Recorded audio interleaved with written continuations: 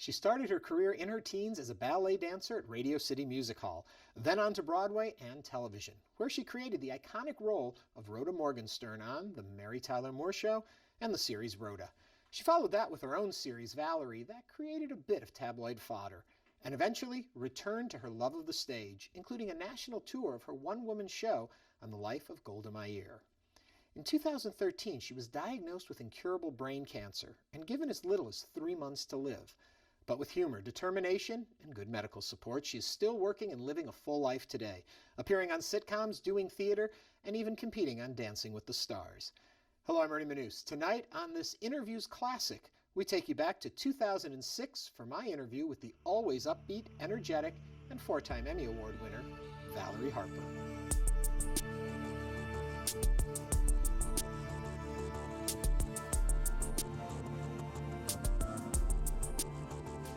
Do you ever look at your career and wish that the milestone roles, the big parts that you played, came at a different point? I can't say that I have ever had that thought, Ernie, but that's an interesting one.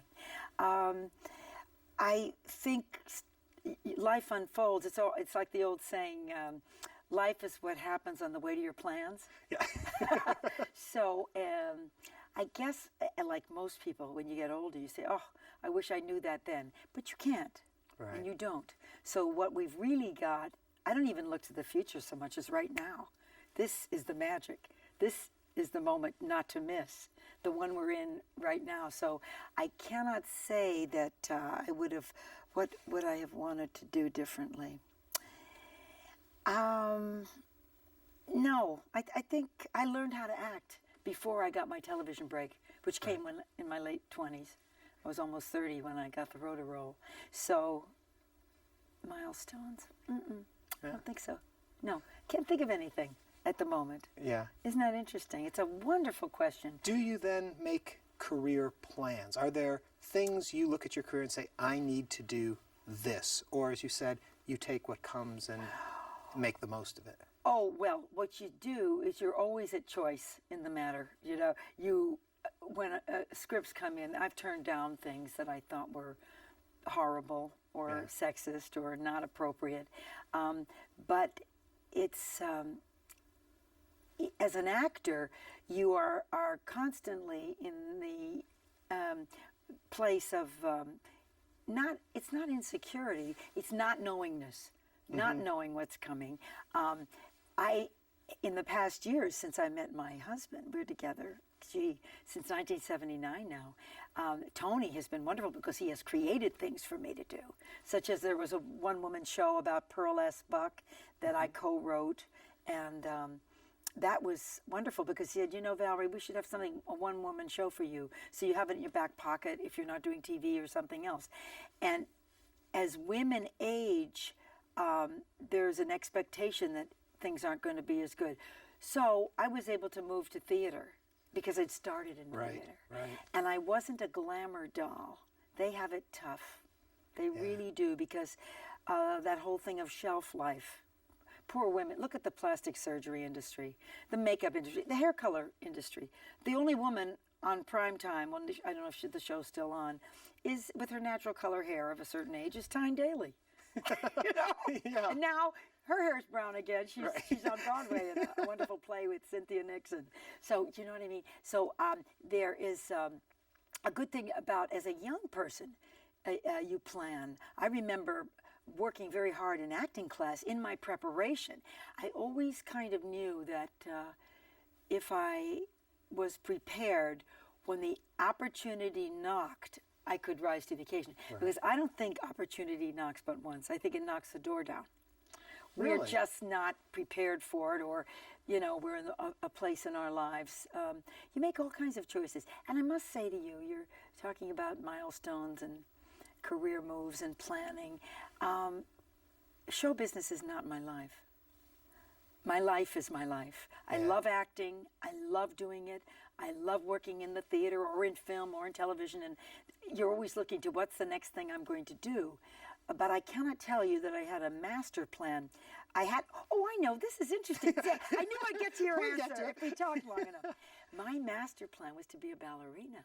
Right, I was going to ask you about that. If I chose to, I could look at myself as a failed ballerina, Right. as a failure because I didn't. But you see, life took me another way. But you mentioned acting class then. Yes. And so I wonder, okay, you would start off to be a dancer, and you danced at Yes. Radio City and all of that. And then Broadway shows, yeah. So when did you decide I need acting also, as opposed to having a dance career? Well, in my second show, the first show was Little Avner, Yeah. and it was so incredible because I've been training for the ballet, and here was this loud, wonderful music and joy and laughs, and oh my God. I said, this is great. This might be for me. I don't know. Could I do this? I was very afraid. I had been on a track of dance, 10 classes a week, and, just really committed to it. So in the second show I did, was called Take Me Along with Jackie Gleason and Walter Pidgeon, a wonderful classic old-time movie star. It was Awe Wilderness set to music. Bobby Morse was in it. He was the juvenile. Yeah, that tells you. It was 1959. And there was an actor named Jim Cresson. I will thank him to this day. He said, Valerie, you just want to keep dancing? I said, well, I'm so thrilled to be on Broadway. I was, 18, 19. This was great. And he said, I have a great acting teacher. You should go to acting class. So I did. And that was a turning point. Wow. That, Ernie, was when I began to, think about the word and speaking and playwriting and learning about, and it's so funny that now, to have grown up in my life or grown older, and now to be doing a William Gibson play, Golda's Balcony was written by William Gibson. I've just been on the tour I've completed with that production. I was working on Miracle Worker and Which Two he of the also Seesaw wrote. in acting class. Yeah. By William Gibson in the 60s. So I can't tell you how thrilling that is. And he is still just sharp as a tack. Before we leave Broadway behind, yes. you did a show with Lucille Ball. I sure did. Wildcats. Yeah, Jackie Gleason, Lucille Ball, Andy Griffith. I didn't open with it. It was called Destry Rides Again. Right. And then the show I did with Lucy was called Wildcat. Right. Now, when you do a show like that with a star like that at your point in your career you were at, do you get to learn from them? Oh, or sure. is there a separation of they're the star, you're in the dance or the chorus? Oh, or no, but you performing? watch. Yeah. You're on stage with them. You see what they do. You are delighted by them. You feel their energy. You see how exhausted they are, and then they go on stage. There's many lessons you learn that you don't know you're learning. Yeah. Do you know how life is? Just observation. I think it's Emerson, Ralph Waldo Emerson, or maybe Thoreau, who said, lead the exemplary life. Don't go around telling people what to do. Lead an exemplar. Right. So I think I had wonderful examples in these people. Gosh, when you think back on the people that I have worked with, and in those early days, it was Lucy and Jackie, Andy Griffith. Then it was Orson Bean, who was later on Medicine Woman, many, many years later, and Sidney Chaplin, a wonderful singer-actor who was Charlie Chaplin's son. Carol Lawrence was in those shows. I think of all the stars. When did you make the decision to move toward television? How did that work? And I ask that because I think oftentimes there's a Broadway sense that this is theater, Yes. and that's television. But in there was a transition for you. Yes, and that sort of has changed because people... Right, they go back and forth. Sometimes a lot more. now you make some money so that you can do Broadway. And there are some people that were from the theater and never leave it. Al Pacino is one. Yeah. Who has a gigantic film career, but he's such a wonderful actor. I think. State the question just a little bit again. At the point that you thought to move from theater into television. It was. I was married at the time, and he said, let's go to the coast and see if we can get work there. And I had been working in Second City and working on Viola Spolin's theater games, which are wonderful exercises to free you. So I'd had I wouldn't say classic in the sense of Shakespeare, but classic in the terms of breaking down a script, acting class, studying lines, reading playwrights. Improvisation is completely trusting the fellow player and allowing something to occur in front of an audience. It's a high wire act, it can be. And supposedly to be funny, but you're not going for funny, but it turns out to be funny because human beings are innately funny, and that's the key to Second City and then later Story Theater. So I had this wonderful background, and I developed, I guess, a comedy sense. And I always like to laugh, Ernie. You know, it's funny when you say comedian or drama, those classifications I think are maybe inaccurate. I think it's a person, an actor, with or without a sense of humor. I think that might be the divining, because Meryl Streep is as dramatic as you can get, and she can be hilarious. Yeah. You know, so it's about whether you have that in you to free up your sense of humor in front of people and not being afraid to fall on your face. So the move to the West Coast was looking for work, and we thought, well, yeah, maybe we'll work in television or whatever. And I didn't have a snob appeal about it. I loved the Dick Van Dyke Show. So I was in California a very short period, like maybe a year, and that audition came up. Yeah. So it was really playing Rhoda but I'd had so much theater work. Yeah. I had had 13 years on the stage. Now, Summer stock thing, not huge. Broadway as a chorus dancer, as a bit player, off Broadway, improvising. I'd done a lot of work, so I was, as I told you, I had something to bring to market, rather than just, you know, a look or. All these years later, we look back at the Mary Tyler Moore Show as a classic. You know, that's the situation comedy. When you walk in initially on something that's going to become that big, was there a sense at the start that it was something unique? No, not to me. It was my first show. Is this the show you're auditioning Well, I mean, for? I'd done other little shows. I was so thrilled to get one day on something. Mayberry RFD, my girlfriend Arlene Galanco, who had been she said, Val, honey, they're reading for somebody. Come on down and read. Maybe you'll get it. And that was a day's work. I was thrilled. I was looking at the cameras, learning my way around. But no, I think the other actors knew it was wonderful. But you don't know you're in a classic. Yeah. You can't. When does that hit? It's like yeast. It's got to rise, you know. Yeah, but when do you know the point when you looked at it and thought, wow, we really did make something special here? I Is think there it that was, moment? I think it was later. It began to be, well, when we started winning Emmys was lovely, but it's the staying power. It's only time will tell if that piece of furniture is going to have the patina. Right. You can't say, oh, this is going to have patina. You just go, I mean, it does anyway. That's not a good analogy. We were having great, Cloris would say to me, oh, this is hilarious, Valerie, look at this. And she said, this is so good. And we always I felt, as a stage actress, incumbent upon me to bring more to the page, to thrill the writers when they came down. We try to come up with funny things to do, using their lines, but putting some English on the ball, as it were. In other words, don't just do the line as written, try to put some other meaning behind it. Same words, but an interesting take on it, or doing some funny eating grapes while I'm doing it, or, you know, you just find behavior and things, and that was fun. And I knew the material was good. I just did.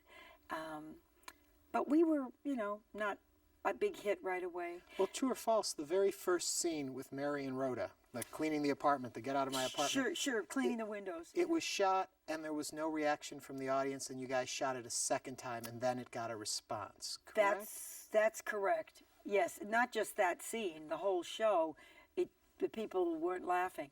So in those days, the great thing was the network said, okay, we like this show, let's try it again. And Jim and Alan changed something. They changed one line that an example of that whole, they went back and I think they wrote over the weekend, or about 3 days, and then we filmed again on a Friday, and everyone was laughing. Everyone loved Mary from Dick Van Dyke. And I think there was a sense that here's this woman coming in and treating her terribly. They put in a line that was suggested by, not the line, but by our script supervisor, Marge Mullen. She's the woman behind the scenes who keeps the script straight and helps. It's a key position on any film, and certainly on a 3-camera show like the Mary Tyler Moore Show. And she said, you know what? Have Bess like her. That gives the audience permission. Phyllis's young daughter. For Yes. People who, So for those few people who might not and know. she says, who was that? Mary says, and Phyllis says, no one. That dumb, awful Rhoda. And that dumb, awful girl. And then Bess says, I like Aunt Rhoda. She's not your aunt. See, that's all they had to do, was to let Phyllis, this sort of pompous, fuss budget. Yeah. And the kid was 8 or 9. And children and dogs. So Rhoda couldn't have been all bad, which was a very interesting way to give exposition about characters. And then I was supposed to be her thorn in Mary's side, but the way it worked out, they started writing me and Mary as a friend. I pushed her. I was always saying, I got to get this shiksa moving. That's a non-Jewish girl. I'm from New York. I got to get her moving. So that was always what I used. I got to straighten her out. She may have a body that I envy, and she may have a great career where I have a job, but I'm from the Big Apple. Right. and I'm street smart. That was kind of what it was. So I think they moved it more to us being friends. And then the clash was between Phyllis and Rhoda vying for Mary, which was funny. Let me zip you ahead then. Please. 4 years later, somebody has decided Rhoda's going to have a spin-off. The first year they said it to me, and I thought I was being fired. Freddie Silverman, we're going to spin you off. And I went, oh, God, okay. As and then an I went and actress, asked somebody. They said, no, that means create That's another good. series. Yeah. No, I didn't want to go. See, I was going to say, you've got the comfort of by that point, a strong hit show, and they're going to... Well, this was the first year. I didn't want to go anywhere. But I said, by the fourth year, they're going to push you off now, and you're going to go off there, and you're going to have to hold your own show. That's right. As an actor, fearful at that point? Yes. And I asked Mary, and Mary said, you don't want to be my sidekick all your life. And I said, but Mary, I don't know. And she said, listen. I said, what if it bombed? She said, if it bombed, you move back to Minneapolis. Well, see, You're that's already a nice beloved safety. here. It was great. Yeah. And better than that, that was very sweet of her, and she meant it. Both wonderful statements. It was Nancy Walker. I said, oh, I don't know. What if it fails? And she, Valerie, it's a job. Take it. Isn't that brilliant? Yeah. And it's true. Yeah. It's true. As an actor, here's an opportunity, grab it. Take Don't start. Carl Reiner used to say that to young actors. Do everything. Just keep doing everything. And I've sort of done that until a point where you're, if you're handed a horrible, smutty script that is not even funny, I don't mind if it's prurient interest or even, but if it's just junk, you have to turn it down. You don't want your kids to see it. I don't. There was a point in the Rhoda show where, Rhoda gets married, then Rhoda gets divorced. And a few years back, they were running the reruns, and I caught them on TV at that period in the show. And I had forgotten how poignant and touching and nicely written your transition through the divorce was. And I think people miss that when they look at the body of the show. Beautifully written. Well, to see the show was written so wonderfully, and from life, and from people that Jim Brooks and Alan Burns knew. And they're the wonderful writers. Yeah. Great. So, yes, it did transition. And there came a point where Alan said, listen, we got to get you back together, or we got to divorce you, because the audience is getting so upset. It's upsetting to see, are they going to make it or are they not? Is this a comedy about going to the marriage counselor and then making it or not? And there were two reasons that I really think occurred. We were in the family hour, and we're all in the family could do just about anything. And did. Yes. I mean, Joe had to sleep with a pajama top. I mean, it was kind of silly. Right. I think that was part of it. Also, Jim said Rhoda's comedy base was suddenly dissipated. He said, we're suddenly writing all these shows for Brenda. I said, that's okay. He said, no. I said, why not? He said, the show's name is Rhoda. Right. And she's Sadie married lady now. And some of her rhythm section, you know what I mean? Yeah. The under thing, the generator of her was gone. Because unfortunately, success, to a degree now, but much less. Marriage in the 70s was equated for women with success. Right. And I mean, not for all women. There were some smart women that knew different. It's important to be a human being, and then you can get married.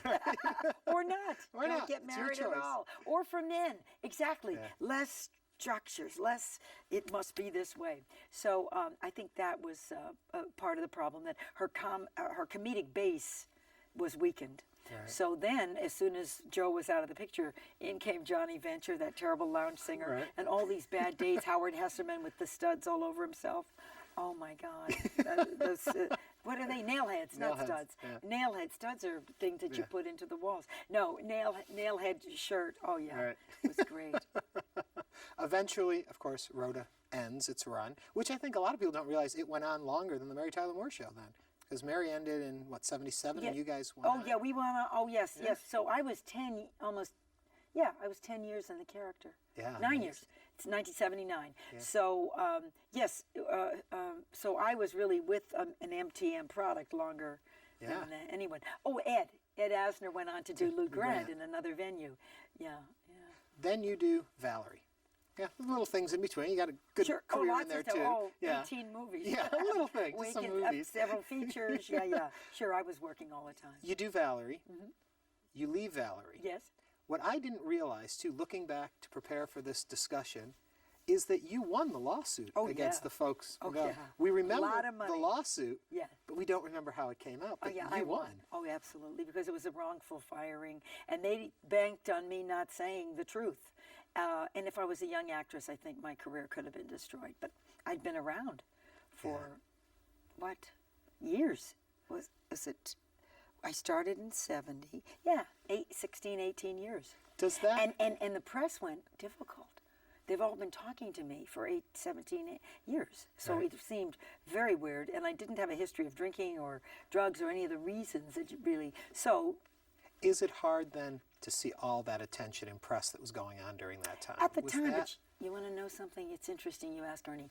The very week that occurred and that I realized I would have to take court action. I mean, I didn't realize it right away. We were talking and you're just upset and you cannot believe it has occurred. It was such a blindsided thing. It was a corporate kind of decision.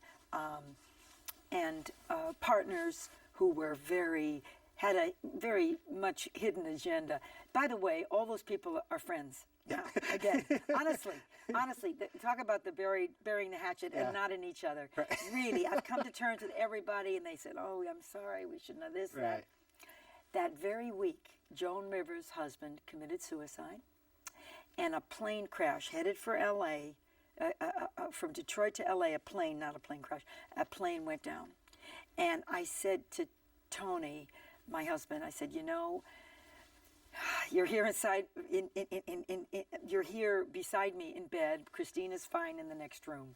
So you weren't on that plane crash, and I'm not Joan Rivers to deal with such a terrible thing when Edgar took his life." Right. So it puts it into perspective. Absolutely. Yeah. This was a group of individuals in our industry behaving terribly, and that happens. Yeah. And it was not the end of my career. In fact, I was suing NBC, and before you knew it, I was doing a movie called People Across the Lake. I did that movie June, July, and I faced them in court in September. But I said to my lawyer, "What's up?" He said, No, what's happened is the blackballing." He said, "In a way, our case is weakened because they're not blackballing you." Right. But on the good side, the industry sees, yeah, what's going wrong on with here? her? Yeah. How crazy and hard to work with if she's starring with Gerald McCraney in a movie for NBC, Yeah. the people I was suing. And then I faced them all in court. And I was friendly with them after, too. Yeah. And you won. I guess, and I That won. doesn't hurt. I won big time. And as Is the that show the goes point? into syndication again, that's going to be a remuneration forever. So, yeah. Is it at that point that you put, like when we started our conversation and you said, you know, my life is my life first and this is the work. Is it going through a period like that it helps you refocus that and say, you know what, this is just the business? Oh, you know? absolutely, absolutely. Because it isn't what happens to you in life, but how you handle it. I think I really do. How you rise to the occasion. I was so moved by this. There was a long time ago, Scared Straight. Do you ever see that documentary? Yeah. Here were murderers taking many people's lives. One guy with one eye and scars, scaring the bejesus, or if I can say that, scaring the pants off these kids about what was going to be like inside. So suddenly their past became a contribution.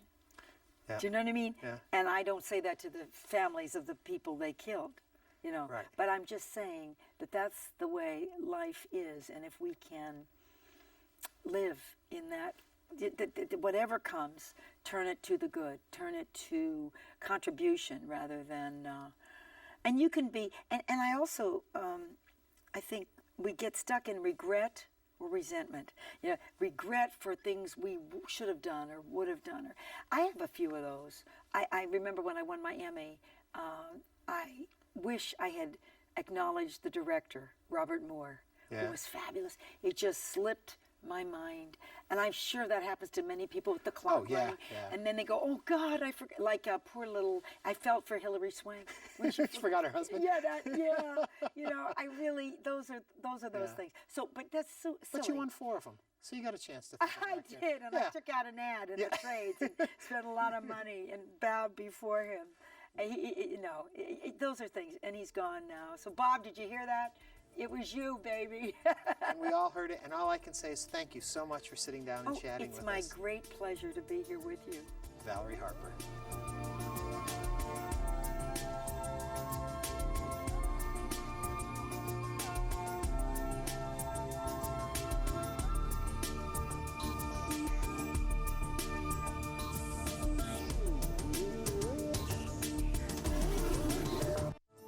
If you'd like to learn more about our guests or watch other episodes of Interviews, visit our website at houstonpublicmedia.org/interviews.